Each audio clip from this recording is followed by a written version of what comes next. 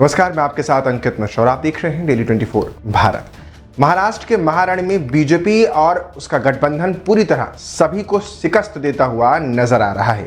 ये चुनाव इसलिए भी दिलचस्प हो जाता है क्योंकि सत्ता बनाए रखना बीजेपी के लिए बड़ा चैलेंज बना हुआ था। लोकसभा चुनाव के परिणाम आने के बाद से ही सोचा जा रहा था कि भारतीय जनता पार्टी क्या वापस से चुनाव जीतने के बाद सरकार में आ पाएगी या महाविकास अघाड़ी की ही एंट्री होगी। लेकिन आखिर में महायुति गठबंधन चुनाव आयोग की वेबसाइट के अनुसार अब तक 150 सीटों पर महायुति गठबंधन आगे चल रहा है, यानी 139 से पहले आगे था और अब 150 के आसपास बना हुआ है। मतलब अभी तक के रुझानों के मुताबिक महाराष्ट्र में महायुति को सरकार बनाने का चांस मिलता दिख रहा है।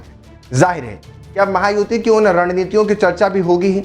आखिर वो कौन से कारण हैं जिसके चलते गठबंधन एक बार फिर से सरकार में आता दिख रहा है, जबकि एंटी इनकम्बेंसी के साथ बीजेपी पर शिवसेना और एनसीपी को तोड़ने का भी आरोप है।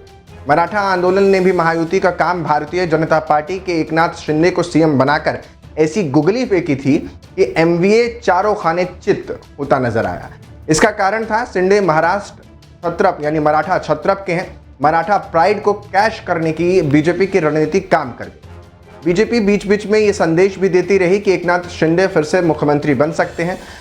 जरांगीर पाटिल के एक तरीके से कहें जरांगीर पाटिल के मराठा आंदोलन से एमवीए बहुत खुश था, पर बीजेपी की इस रणनीति के चलते उसे फायदा नहीं हो पाया। दूसरी ओर शिवसेना यूबीटी को कमजोर करने में भी शिंदे का बहुत बड़ा रोल रहा। आम मुंबईयों ने शिंदे को मराठा सम्मान का प्रतीक मान लिया। उनके लिए ठाकरे परिवार बाहरी हो गया। लड़की बहन योजना, इससे भी बड़ा फायदा हुआ है। लड़की बहन योजना लागू करने की रणनीति काम आ गई। आम जनता को लगता है कि मुख्यमंत्री एकनाथ शिंदे के चलते उनके खातों में हर महीने रुपए आने शुरू हो गए। अगर वो दोबारा सीएम बनते हैं तो और भी अधिक रुपए आएंगे, यानी फ्री वाइब्स।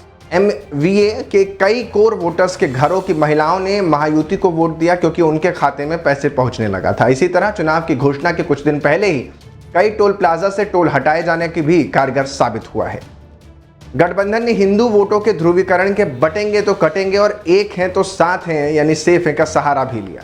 तो दूसरी ओर एनसीपी के मुस्लिम कैंडिडेट को एक तरीके से सपोर्ट करके ये भी जता दिया कि वो मुसलमानों की विरोधी नहीं है। चुनावों के ठीक पहले एकनाथ शिंदे सरकार ने मदरसों के शिक्षकों की सैलरी बढ़ाकर गठबंधन ने ये संदेश दे दिया। इस तरह एनसीपी और शिंदे शिवसेना को मुस्लिम वोट भी भर भर कर मिलते नजर आए। भारतीय जनता पार्टी ने शुरू से ही अपनी रणनीति में स्थानीय राजनीति को महत्व दिया। हरियाणा में प्रधानमंत्री नरेंद्र मोदी से बहुत ज्यादा प्रचार प्रसार नहीं कराया गया था। यही रणनीति यहां भी दोहराई गई। लोकल नेताओं को प्रचार में आगे यानी झोंक दिया गया और इस बार महाराष्ट्र में सबसे ज्यादा रैलियां और सभाएं डिप्टी सीएम देवेंद्र फडणवीस से करवाई गई। इसका फायदा भी मिला। राष्ट्रीय स्वयंसेवक संघ से संबंध सुधारना भी बीजेपी के लिए काम कर गया। आपको याद होगा कि आरएसएस का हेडक्वार्टर नागपुर ही है। संघ के कार्यकर्ता भाजपा का संदेश घर घर एक तरीके से कहें घर घर तक लेकर गए। संघ के लोग घर घर पहुंचकर जनता से अपील कर रहे थे कि लोकसभा चुनाव के परिणाम से सीख लें और महाराष्ट्र के विधानसभा चुनाव में एकजुट होकर भाजपा की अगुवाई वाले गठबंधन को वोट दें। एक तरीके से कहें पंफलेट में लोगों को भूमि जिहाद, लव जिहाद, धर्मांतरण, पत्थरबाजी, दंगे आदि के बारे में बताया जा रहा था। तो यानी अगर देखा जाए तो महायुति की जो सरकार आ रही है वो इन 5 बड़े रणनीतिक के चलते ही भारतीय जनता पार्टी और उसके गठबंधन को जीत दिलाती हुई नजर आ रही है।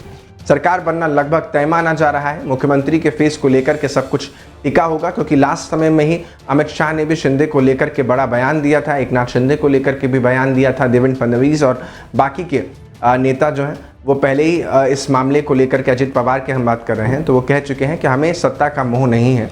देखना दिलचस्प होगा कि सरकार बनने के बाद मुख्यमंत्री का चेहरा कौन होता है। क्या वही चेहरे दोबारा से रिपीट होते हैं या बीजेपी की तरफ से देवेंद्र फडणवीस या किसी और का नाम आगे किया जाता है। लेकिन चुनाव में रणनीति सही हो तो हरियाणा की तरह महाराष्ट्र में भी बाजी जीती जा सकती है। ये बीजेपी ने फिर से दिखा दिया है।